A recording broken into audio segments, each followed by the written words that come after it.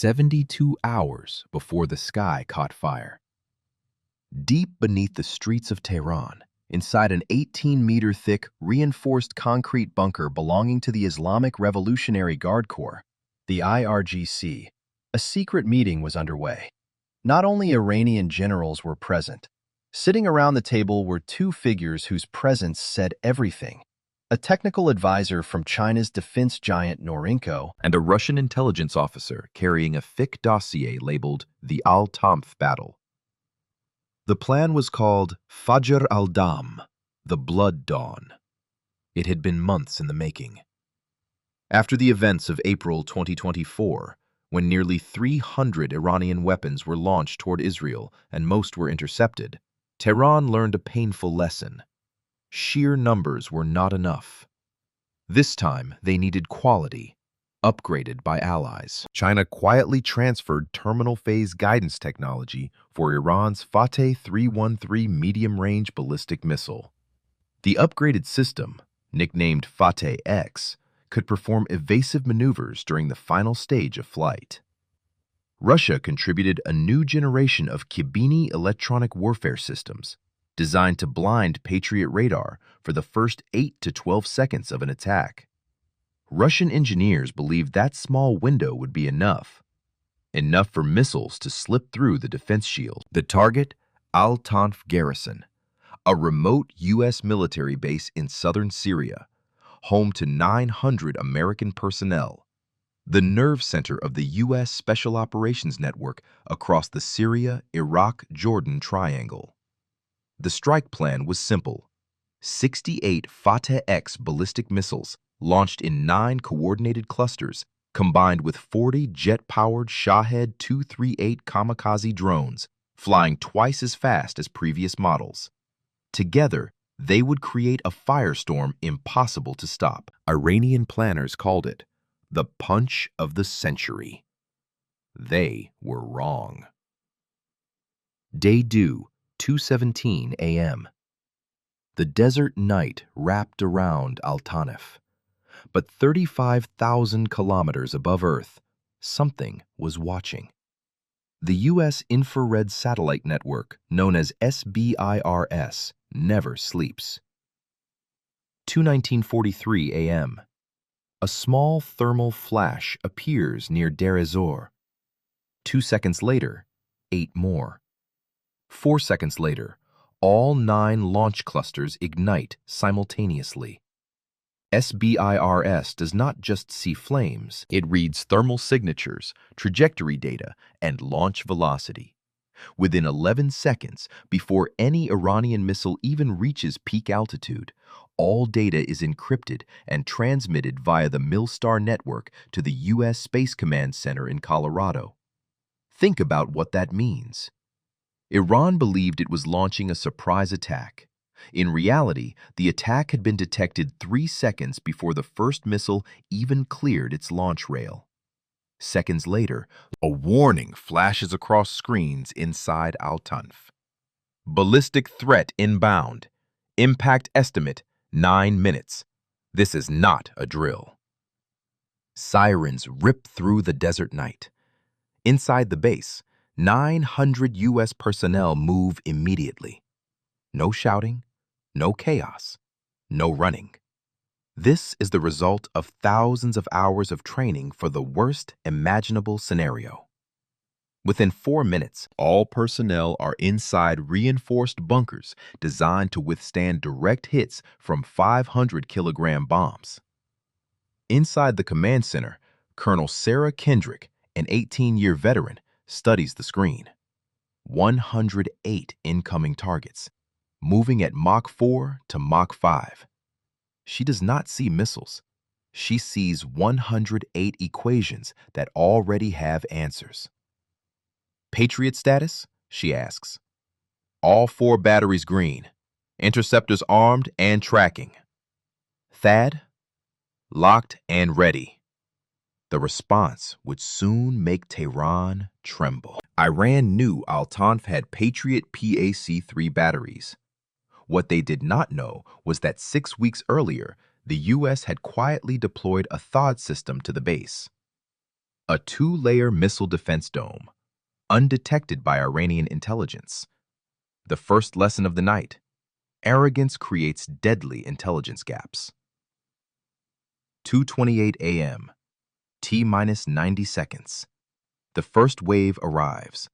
40 Shahed 238 drones, flying low, fast, swarming. Their mission? Trigger Patriot radars and force the system to waste expensive interceptors on cheap drones. In 2023 and 2024, this tactic had caused serious problems for many air defenses in the Middle East. But Al-Tanf had something new. The Coyote Block 3 interceptor drone system. Small, cheap, deadly. Launched from MFIX vehicles, the Coyotes slammed directly into the incoming drones. Drone versus drone. Within 4 minutes, 36 of the 40 Shaheds are destroyed. The remaining 4 are eliminated by the Patriot radar-guided defense and Phalanx 30mm cannons. First defensive layer. Perfect. Meanwhile, the 68 Fateh-X ballistic missiles reach the peak of their trajectory and begin descending. This is the moment Russian engineers bet everything on. The Kibani electronic warfare system activates. A powerful electromagnetic pulse attempts to blind Patriot radar during the first seconds of the terminal phase. And for a moment, it works. For 6 seconds. But 6 seconds is not enough, because THAAD does not rely on the same radar spectrum. While Kibani disrupts the Patriot's AN/MPQ-65 radar, THAAD's AN/TPY-2 continues tracking every target. All 68 missiles remain visible. THAAD engage. Patriot secondary coverage. Authorization granted. The sky erupts. From THAAD launchers, 18 interceptors streak upward, reaching altitudes of 40 to 150 kilometers. 52 Fateh-X missiles are destroyed in mid-course before they can perform evasive maneuvers. The remaining 16 missiles enter terminal phase. This is where the Chinese guidance system activates. The missiles begin weaving, shifting trajectory, attempting to evade interception. But the Patriots are waiting. The hit-to-kill technology of the Patriot PAC-3 MSE calculates interception points with less than 30 centimeters of error.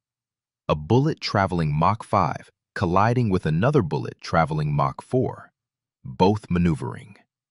2:33 a.m. The final radar track disappears. 68 missiles. 68 confirmed intercepts. Interception rate, 100%. Not a single significant fragment reaches Al-Tanf. Inside the bunker, the all-clear siren finally sounds.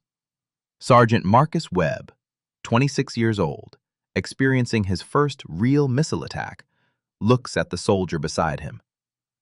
They stare at each other. 3 seconds of silence. Then someone laughs. Soon the bunker fills with cheers, whistles, and applause. They survived. All 900 of them. But the night is not over. 2:41 a.m. Inside the White House Situation Room, a single order is signed. Execute Iron Horizon Retaliation Package Alpha. From the aircraft carrier USS Gerald R. Ford in the Mediterranean, 24 F/A-18E Super Hornet jets launch into the night. No lights, only afterburners tearing the sky. From the submarine USS Maryland beneath the Gulf of Oman, 14 Tomahawk Block 5 missiles erupt vertically from the sea. Each carries 3 D-terrain maps, anti-jamming GPS, and AI target recognition. They do not simply fly to targets, they hunt them. 16 priority military targets are approved. Missile launch sites near Deir ez-Zor, destroyed. IRGC missile depots in Al-Bukamal, detonated in chain explosions.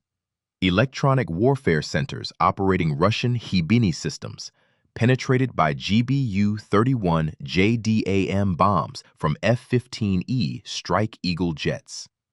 And most significant of all, 3 Shahed drone assembly facilities in western Iran.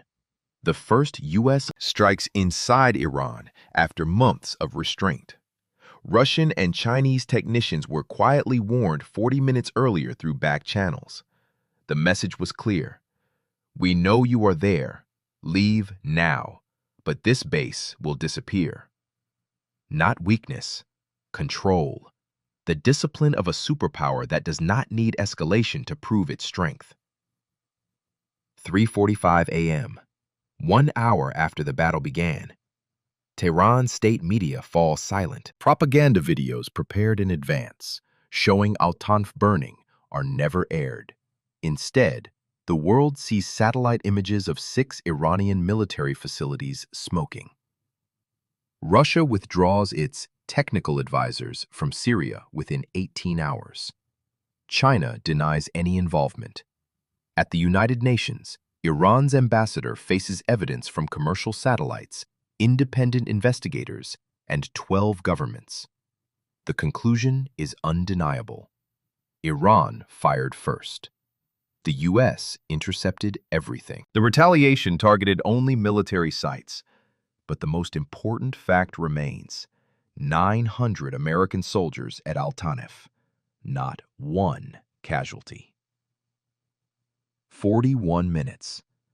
That is all the time it took for a plan developed over months, backed by 2 nuclear powers and funded with billions of dollars, to collapse completely. 41 minutes for the world to understand something fundamental. The balance of power in the 21st century is no longer determined by the number of missiles, but by the precision of satellites, the speed of AI algorithms, and the discipline of people trained never to panic. Iran learned the same painful lesson many others learned before them. American restraint is not weakness. It is confidence. The confidence of a power that knows it can eliminate an enemy's strike capability without losing a single soldier. What do you think about this scenario?